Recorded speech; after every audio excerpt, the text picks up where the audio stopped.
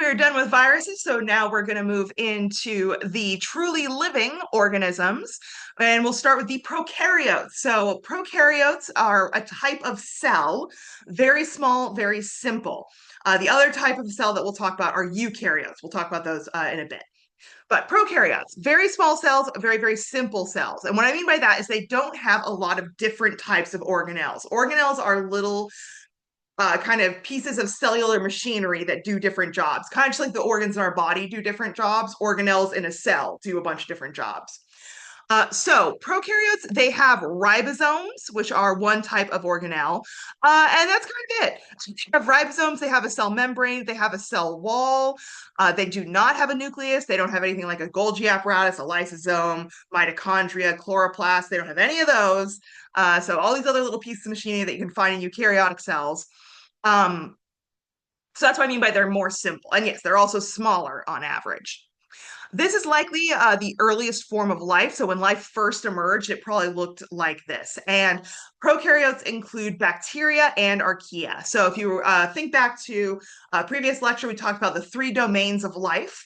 There's bacteria, archaea, and eukaryota. So eukaryota, those are the eukaryotes, and both bacteria and archaea, the whole domains are prokaryotes, these simpler, smaller cells. So first we'll talk about bacteria. Bacteria can either be unicellular or colonial, so they can create little clones of themselves and either bind together in clumps or make long strings, things like that. Or they can just be like single little cells floating around on their own. There are around 30,000 named species. There actually might be more now. And there are for sure way more than that out there.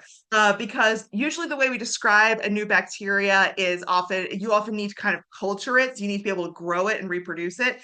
And that's very easy for some bacteria. And for other bacteria, it's not that easy. And so that there are for sure way more species of bacteria out there than we have like officially described.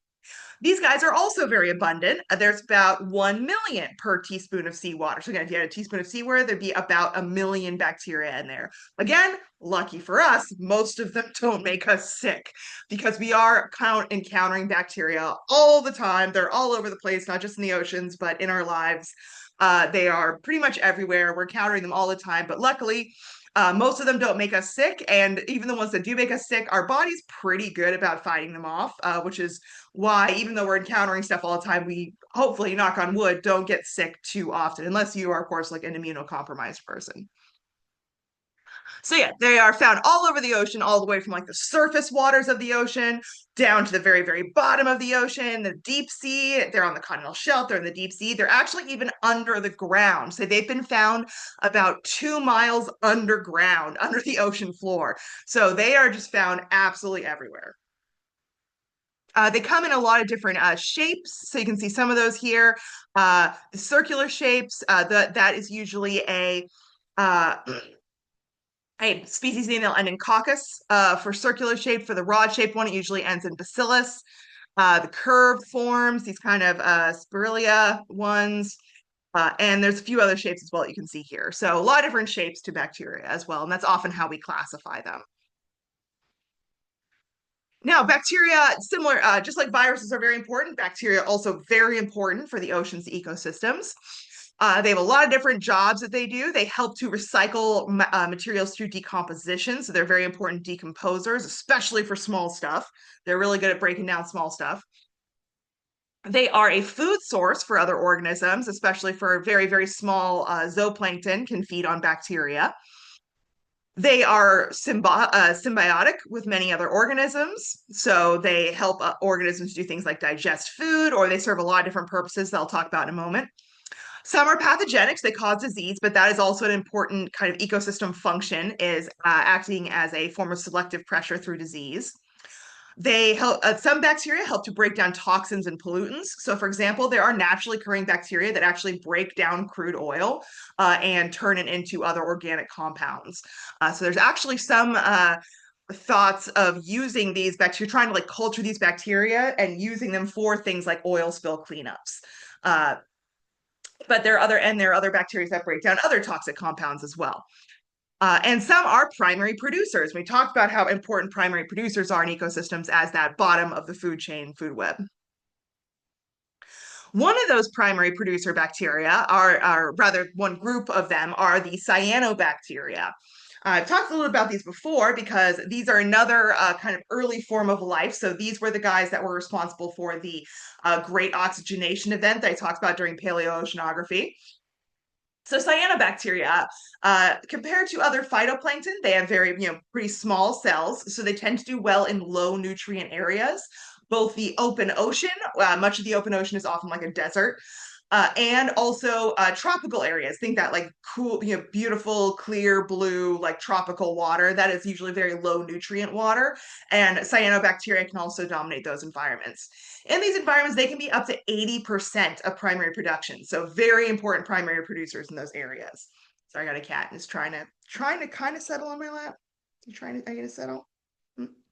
Um, they can be colonial. So trichodesmium is one example. So right here, it kind of looks like a tuft of like hay or a hair, but it's actually a little tuft of bacteria all growing together. So that's trichodesmium.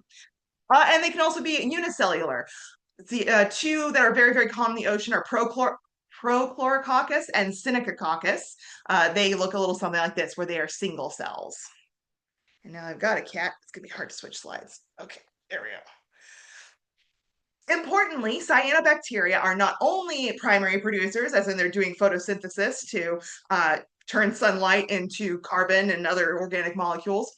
They are also mixotrophs. That means not only are they doing photosynthesis, they're also doing nitrogen fixation. We also talked about this a little bit last week, but nitrogen fixation converts nitrogen gas, which is not super usable for most organisms, into things like ammonia, nitrate, nitrite, which are usable for other organisms. So basically, cyanobacteria are providing nutrients to other phytoplankton. And in some areas, again, especially areas like the open ocean, they are the pretty much the biggest source of nitrogen in those areas. So they can be extreme, again, very important, not only as primary producers, but also as nitrogen fixers. There we go. So next up for the lecture, I want you to answer what are two ways cyanobacteria would affect the chemistry of the water around them. So think about what molecules might be being put in or not put in. Think about what gases. Think about pH. So these are all things you can kind of think about. How would cyanobacteria affect the chemistry of the water?